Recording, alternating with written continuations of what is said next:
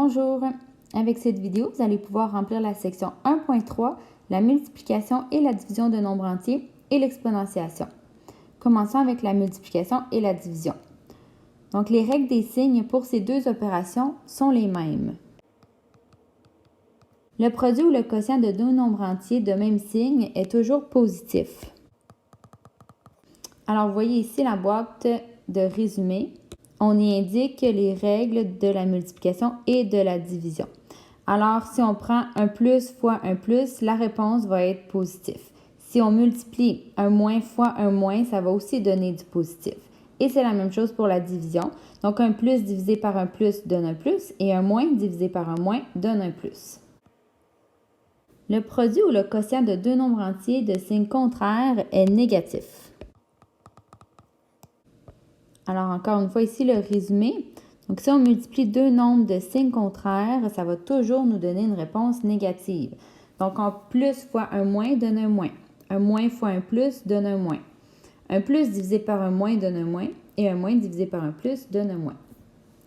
Allons faire quelques exemples ensemble. Donc, exemple 1, 4 fois 6, 24. Ça, c'est assez simple. Et là, on a moins 4 fois moins 6. Si on retourne dans nos résumés, deux signes identiques vont donner un produit ou un quotient positif. Donc, moins 4 fois moins 6, 24 positif. Moins 4 fois 6, là, on a des signes contraires. Un est négatif, l'autre est positif. Donc, la réponse va être négative, moins 24. Et même principe, 4 fois moins 6, moins 24. Et pour la division, même chose. 24 divisé par 4, ça donne 6. Moins 24 divisé par moins 4, ça donne 6. Moins 24 divisé par 4, moins 6. 24 divisé par moins 4, moins 6. Donc, je vais vous laisser faire les exercices ici. Nous les corrigerons en classe. Continuons les notes de cours. La notation exponentielle. L'exponentiation est une opération qui consiste à multiplier un nombre par lui-même un certain nombre de fois. La notation exponentielle permet d'écrire le produit de plusieurs facteurs identiques sous une forme abrégée. Donc, on utilise l'exposant pour aller écrire la multiplication de plusieurs facteurs identiques sous une forme qui est plus simple. Par exemple, si on voulait abréger 3 fois 3 fois 3 fois 3 fois 3, on pourrait utiliser l'exponentiation puisque ce sont tous des facteurs identiques. On a simplement à les compter. On a 5 chiffres 3, donc ça nous donne 3 exposant 5. Et si on calcule la réponse de toute cette multiplication-là, ça nous donne 243. Allons maintenant voir comment on appelle toutes les composantes d'une exponentiation. Alors, le nombre qui subit l'exponentiation, qui est ici le 3, on appelle ça la base.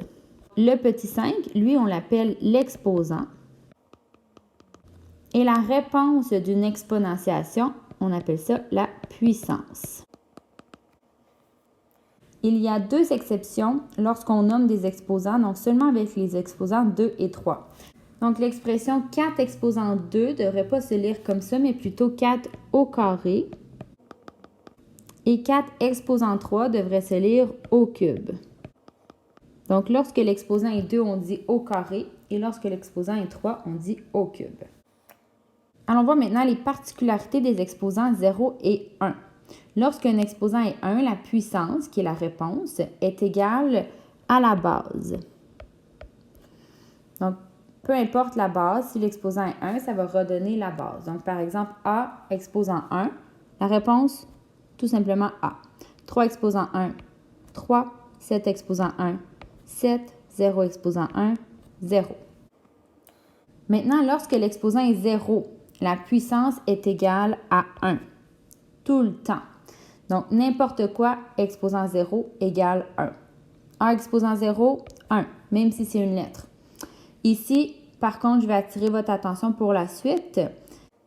Si A exposant 0 donne 1, A ne peut pas être égal à 0 parce que sinon, ça ferait 0 exposant 0 et 0 exposant 0, c'est impossible. Si vous l'essayez sur votre calculatrice, ça va vous donner un code d'erreur. Ça va écrire « erreur » ou « error » en anglais. Donc, ça n'existe pas. Donc, ici, juste spécifier que si on met une lettre exposant 0, la lettre ne pourra pas être égale à 0, mais pourra prendre n'importe quelle autre valeur. En continuant, 3 exposant 0, ça donne 1. 359 exposant 0, 1. 1 999 987 exposant 0, 1. 0 exposant 0, impossible. Et ici, c'est simplement pour vous expliquer d'où vient cette logique avec les exposants 1 et 0. Donc, on va y aller en décroissant, vous allez comprendre.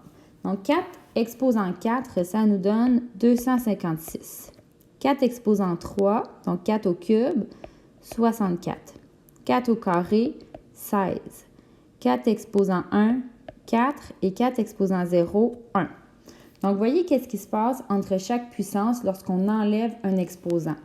Pour se rendre de 256 à 64, on peut faire la division par 4 et ça nous donne le résultat. 64 divisé par 4, ça donne 16. 16 divisé par 4, ça donne 4. Et 4 divisé par 4, ça donne 1. Donc, c'est pour ça que notre 4 exposant 0 donne 1 et tous les autres nombres exposant 0 donnent 1. Ça suit toute cette même logique. Page suivante, donc l'exponentiation de nombres négatifs. Pour l'exponentiation, on applique les règles des signes de la multiplication.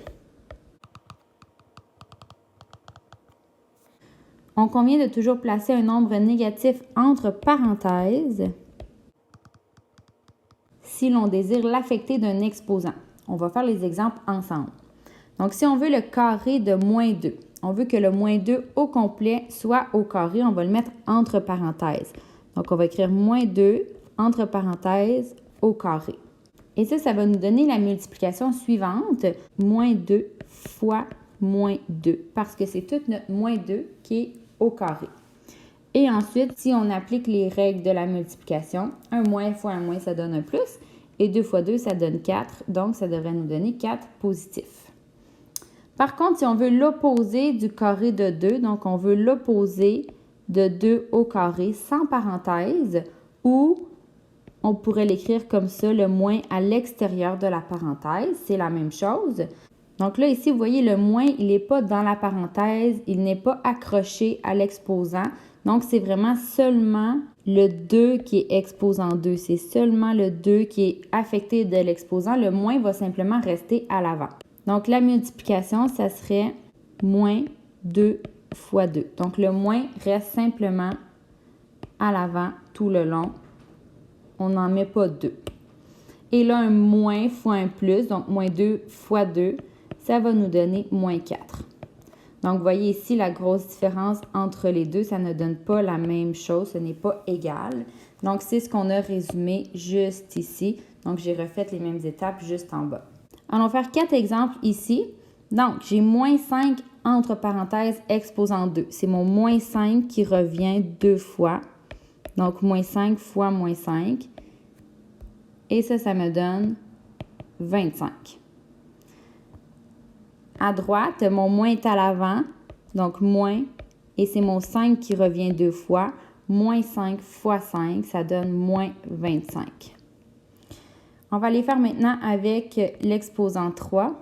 Donc, mon moins 2 est entre parenthèses. Alors, mon moins 2 revient 3 fois comme ça.